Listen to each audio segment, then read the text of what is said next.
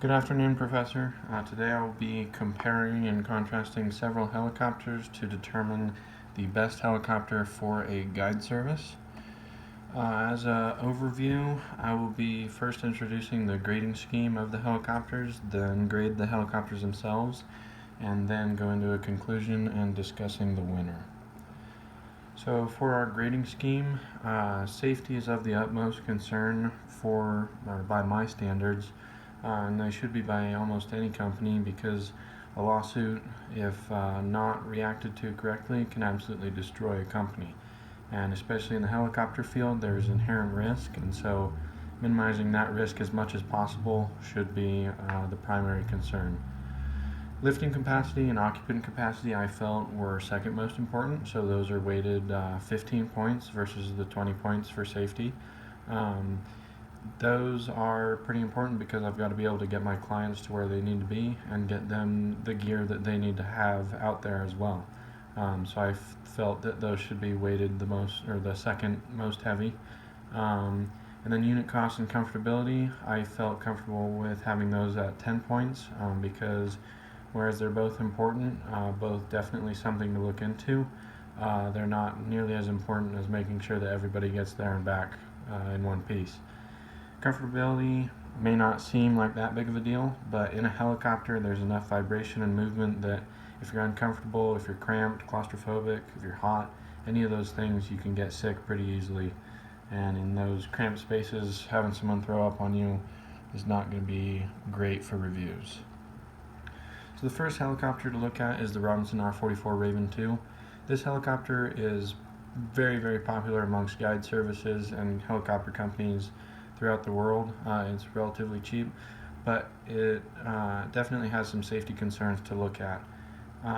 The main thing is that it's low G susceptible, which means that if there's ever less than one force of gravity felt on the helicopter in the rotor system, the rotor blades are free to pivot and rotate, and they bump into the mast and can cut the mast off, and so then you lose your rotor blades, and that's obviously not a very good thing because helicopters don't fly very well when they don't have rotor blades.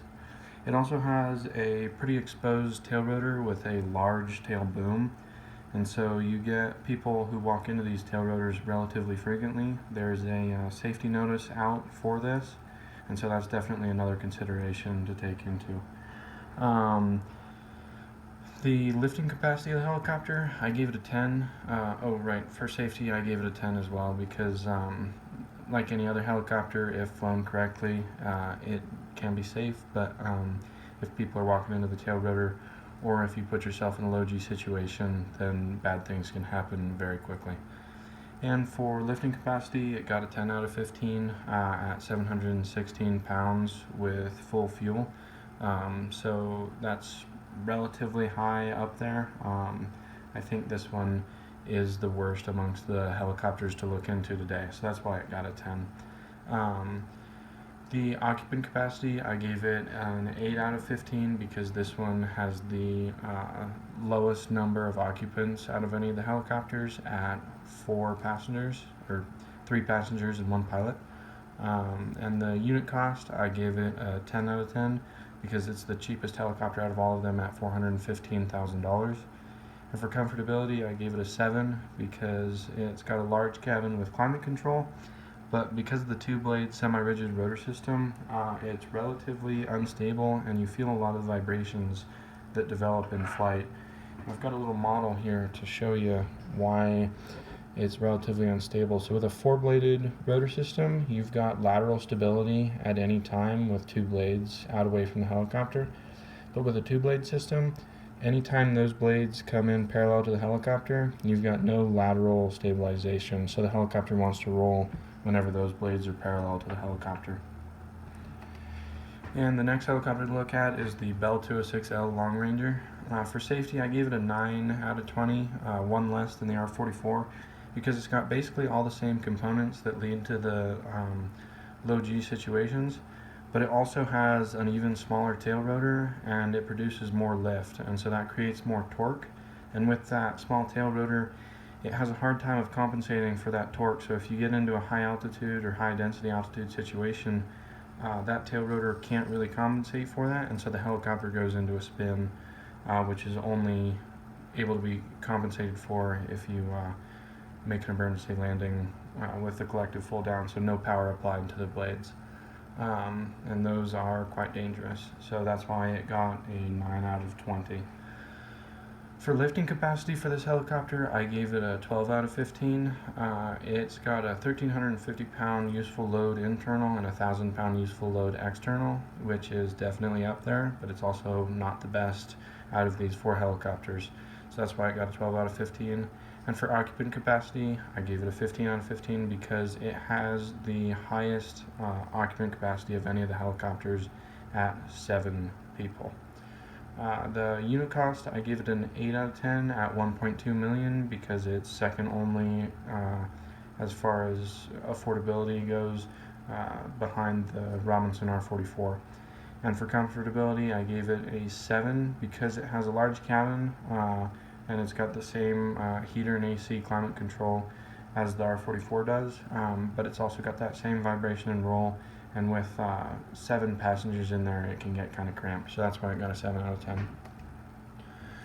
Then for the McDonnell Douglas MD-500, this helicopter is an absolute workhorse, and many companies employ this helicopter for all of their needs, and I gave it a 19 out of 20 for safety because it's got a whole bunch of features that promotes safety. It's got a short tail boom, which prevents people from walking into the tail rotor very much because it keeps the tail rotor in close to the helicopter where people have a heightened sense of awareness. They're kind of looking out for stuff more. It's got tall landing gear, these skids here. It provides plenty of clearance, and so you're not going to get anybody, even if they stand straight up, they're not going to get their heads whacked on the rotor blades. And it's got a fully articulated system, and so it's not low G susceptible like the R44 or the 206 Long Ranger. For lifting capacity, I gave it a 13 out of 15. This is the second most heavy lifting helicopter to look at 483 pounds of useful load. And for occupant capacity, I gave it a 10 out of 15. It's got 5 seats in there, including the pilot seat, so I could take 4 passengers, which is less than the 206 and less than the next helicopter to look at, but it's better than the R44. So that's why it got a 10 out of 15. And for unit cost, I gave it a 6 out of 10 because it's the third cheapest helicopter at 1.9 million, and so it got some points knocked off from that. For comfortability, I gave it a 7 again, like the other helicopters. Its stubbiness allows for rapid maneuvering by the pilot, but that maneuvering is also pretty jostly for the passengers. Its 5 blades vastly stabilize the system, and so you don't get the same roll that you have in the 2-bladed systems. And it's got a smaller cabin, so it's a little bit more cramped, but it has the same climate control. So that's why I gave it a 7 out of 10. For the Airbus H125 A-Star, this is the last helicopter to look at. For safety, I gave it a 15 out of 20, a little bit behind the MD-500. It's fully articulated, the same as the MD is, and so, like I said, it's not susceptible to those low G situations, but it does have a very large tail rotor at the end of a large tail boom, so you do have the susceptibility for people to walk into that. But that large tail rotor is necessary for the amount of lift that it provides. So this helicopter is the heaviest lifting helicopter to look at today at 2,500 pounds of external load capacity. So that's why I gave it a 15 out of 15 because none of the others even compare. The MD-500 came in second by 1,000 pounds. So that's the clear winner in that category. And for occupants, I give it a 14 out of 15 because it's got 6 seats, second only behind the 206 Long Ranger, so that's why I got a 14.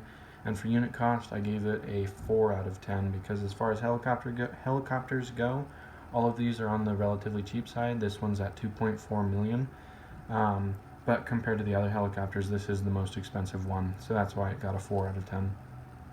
And for comfortability, I gave it an 8 out of 10. It's got a super large rotor disc, which is fully articulated, and so you've got no lateral roll. It compensates for all of the aerodynamic forces felt in flight, so you've got no vibrations coming through the rotor system. and it's got climate control, and it's got a super large cabin, but it also has a row of 4 seats in the back, and so that can get kind of cramped. So for our conclusion, for safety, the MD500 was the clear winner in that category with only 1 point off. The A-Star came in second by 4 points at 15 points in the safety category. And then for lifting capacity, the A-Star was the clear winner by over 1,000 pounds. And so that got 15 out of 15 in that category. For occupant capacity, the 206 Long Ranger at 7 passengers came in first with 15 out of 15. For unit cost, the R-44 Raven II was by far the cheapest helicopter, and so that won with 10 out of 10 points, or 10 out of 15 points, sorry. No, that was right, 10 out of 10. For comfortability, the A-Star won by only 1 point in that category, and for the total, the A-Star won at 56 points, with the MD500 coming in close behind at 55 points. That I didn't really expect because I know exactly how safe the MD500 is and how many companies use it. Many people rely on that helicopter, and so I really expected it to win by these categories. But when the points came down to it, the A-Star was the winner. So that concludes my presentation.